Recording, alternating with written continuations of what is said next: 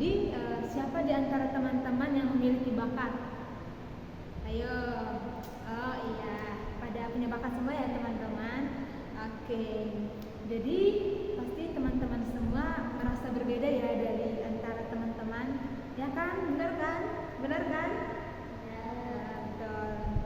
Benar sekali. Karena pasti ada yang suka main musik, ada yang suka berolahraga, ada yang suka main basket, dan juga berbagai kegiatan lainnya. Tidak mungkin kan kalau kita memiliki pribadi yang sama, pasti kita semuanya berbeda-beda.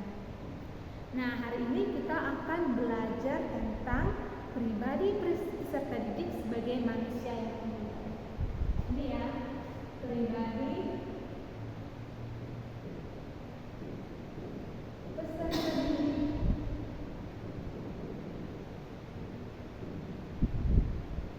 sebagai manusia yang unik.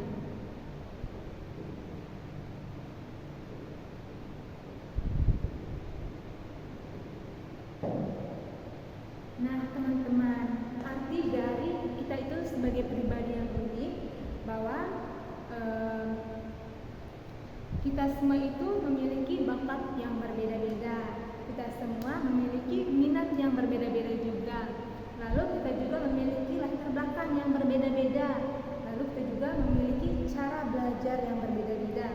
Nah, contoh dari memiliki cara belajar yang berbeda-beda ini, misalkan nih, Andi lebih suka lebih cepat memahami pembelajaran itu dengan cara membaca, ya kan?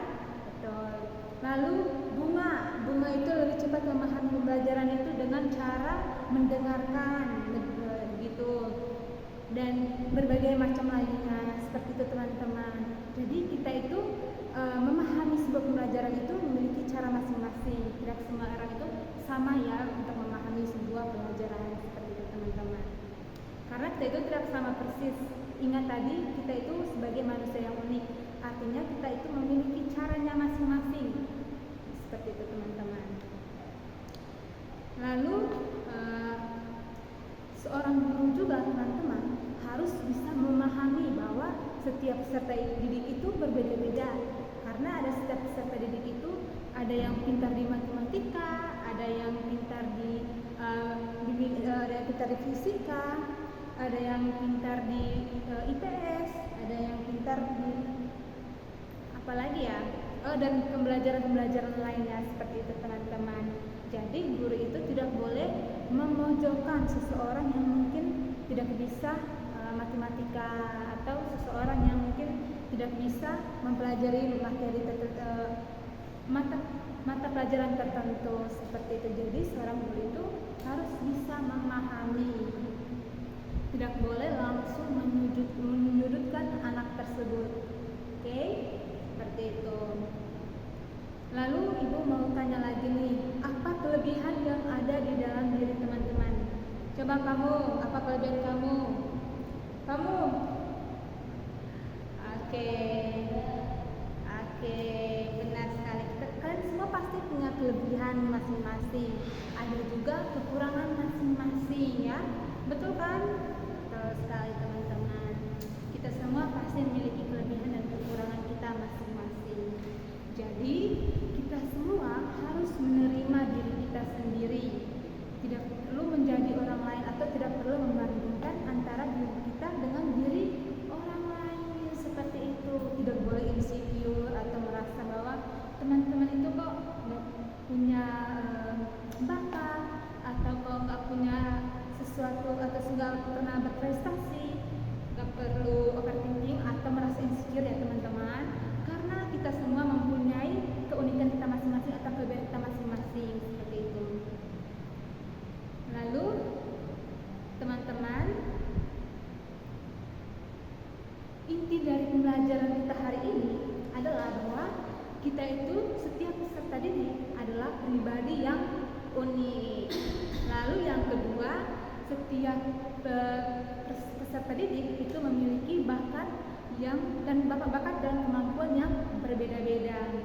Lalu yang ketiga, kita juga harus menghargai setiap perbedaan perbedaan yang dimaksud bahwa kita itu mungkin memiliki atau berbeda dengan orang lain seperti itu.